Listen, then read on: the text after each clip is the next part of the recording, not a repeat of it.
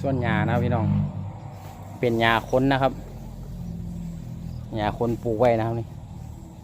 มันอ่อนเลยนะครับหญ้าคนมันอ่อนเลยนะครับปลูกไว้ไปตัดพึ่งมานะครับให้กินนะครับ